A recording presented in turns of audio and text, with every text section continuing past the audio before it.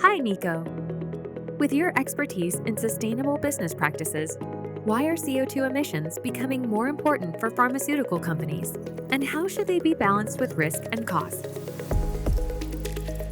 Yes, thank you very much for this question. Yes, it's true, for pharma companies, CO2 got much more important in the last years, which in my view is a very good development because of climate change. We all live on the same planet and we want to reduce CO2 emissions to prevent climate change.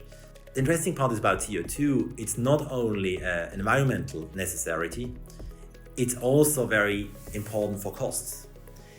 If you look at an average pharma company, they pollute around 10 million tons of CO2 every year.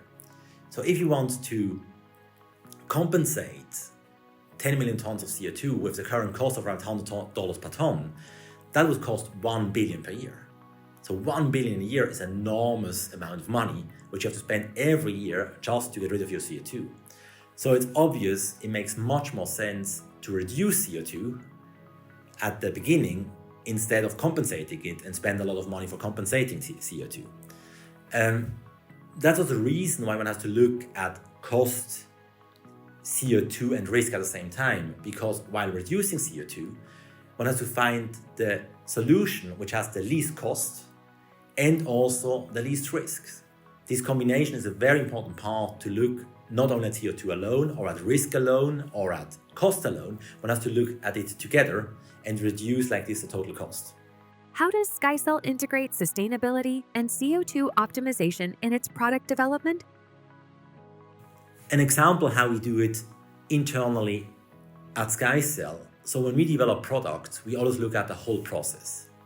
So when we develop, for example, the product 1500X, we looked at the process, how much CO2 we have in production of the product, how much CO2 is during the utilization of the product, how much CO2 is by reverse of the product. So we looked at the whole life cycle of the product.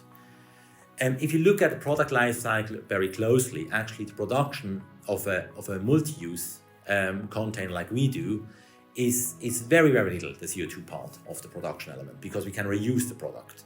It's a difference if you look at the throwaway solution, because their production is very relevant because you produce something and throw it away at the end after 1 or 2 uses, which is of course very inefficient in terms of CO2, only already the production side. Then if you go a step further and you look at the process, you see the process, the main polluter is the part in the aircraft. So you need to be very strongly optimized for an aircraft. What is a strong optimization for an aircraft? You need to be able to fit as much as possible cargo inside the aircraft. That means you need to be able to fit 4 US pallets per PMC. That's a very important element. And at the same time, you need to be optimal in weight, that you can fill the whole aircraft with your containers and are still in the weight limits. And that's exactly what we did with the 1500X. While optimization of the product, we optimize the product on volume, that we fit 4 containers on a PMC, and at the same time on weight, that we have the ideal weight for an aircraft.